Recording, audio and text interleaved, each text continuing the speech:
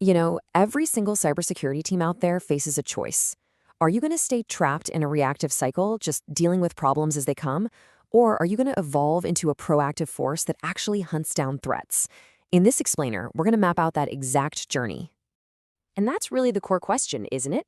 For any modern security operations center, or SOC, this is what it all boils down to. The difference between a team that's constantly overwhelmed and one that's actually in control, well, it comes down to one single massive shift, from being reactive to becoming proactive. So here's our plan. We're going to map out this entire journey. We'll kick things off by digging into the mindset shift you need to make, moving from just alerts to active hunts. Then, we'll unveil the roadmap for that growth. We'll follow it through the early and then the advanced stages. And finally, we'll see how it all clicks together in this really powerful tool called the Hunt Matrix. All right, so let's start with that fundamental shift. And look, this isn't just about getting new, shiny tools. It's about adopting a completely different philosophy for how you do defense. Threat hunting is not about sitting back and waiting for an alarm to go off. No way. It is an active, human-driven process. The core idea, the assumption a threat hunter makes, is that your network is already compromised. Your job is to go find the evidence that all your automated systems missed. It's a constant, iterative search for those hidden, advanced threats that slip through the cracks. For so many organizations, this is the day-to-day reality. They are just drowning in alerts from their SIEM, their security information and event management system. They get stuck in this endless loop. An alert pops up, an analyst looks into it, they close the ticket, and then they do it all over again. This is the very definition of reactive security, and man, it is a tough cycle to escape. So, how do you break out of that loop? Well, you need a map, and that's exactly where the Hunting Maturity Model, or HMM, comes into play. It gives you a structured path, a clear way for any organization to start leveling up its skills. And this is it. This is our roadmap. The Hunting Maturity Model lays out 5 totally distinct levels of capability. It takes you all the way from an initial, purely reactive state to a leading, fully proactive one. This model is absolutely key to understanding where your team is right now and, more importantly, what it's going to take to get to that next level. So let's start our journey at the beginning, in the early levels. This is where a team really starts to evolve, going from zero hunting capability to learning how to follow the digital breadcrumbs that adversaries leave behind. Okay, so at level 0, or HM0, an organization is completely dependent on its automated tools. We're talking antivirus, firewalls, basic SIEM alerts.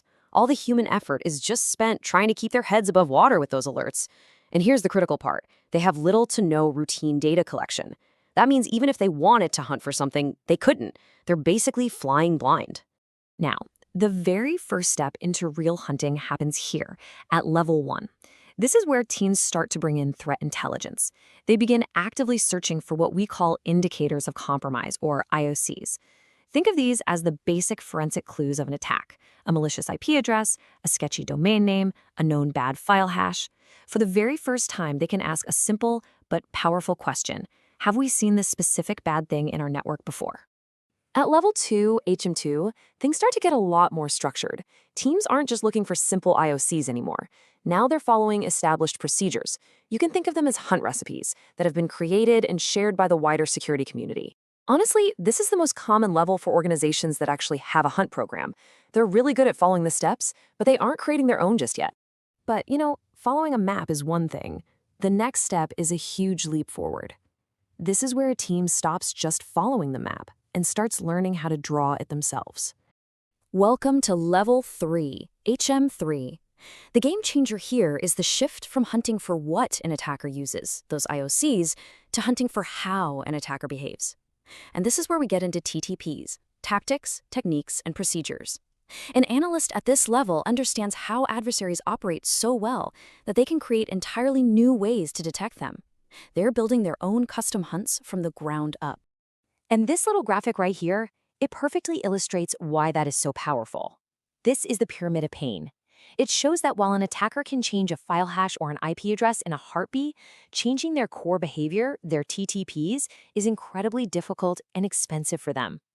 So when you hunt for TTPs, you inflict the most pain on your adversary. You make their job way, way harder. And finally, we get to the top of the mountain, level 4. At this stage, All those innovative human-led hunts that were created back in level 3, they get turned into automated detections. This creates this incredible feedback loop. Automation handles the known threats, which frees up your expert analyst to go find the next unknown threat. It's a cycle of continuous improvement. Let's be crystal clear about the difference here, because it's huge. At level 0, automation just means the alerts your SIEM yells at you. It's totally reactive. But at level 4, automation becomes proactive. You create it. You take the intelligence from a successful human hunt and you write it into a playbook using a SOAR platform. That's security orchestration, automation, and response. You're not just reacting anymore, you are literally teaching your systems to hunt for you. So now that we've walked the entire path, let's pull back and look at the whole landscape in a single view with the hunt matrix. This matrix really ties our whole journey together. See, across the top, you've got the 5 maturity levels we just discussed. And then running down the side, you have the core activities of any hunt program. Everything from data collection and creating a hypothesis to TTP detection and automation. It gives you this perfect single snapshot of exactly how your capabilities evolve at every single stage. I mean, just look at the contrast between the beginning and the end to see how massive this evolution is. For hypothesis creation, a level 0 team is just responding to alerts. A level 4 team is using sophisticated risk scoring to come up with brand new hunt ideas. For TTP detection, a level 0 team has literally zero capability. A level 4 team can automatically discover and track complex adversary campaigns. The leap in what you can do is just immense. And that's really the point of all this. The goal isn't just to reach a higher level on a chart. It's about becoming faster, more efficient, and more effective.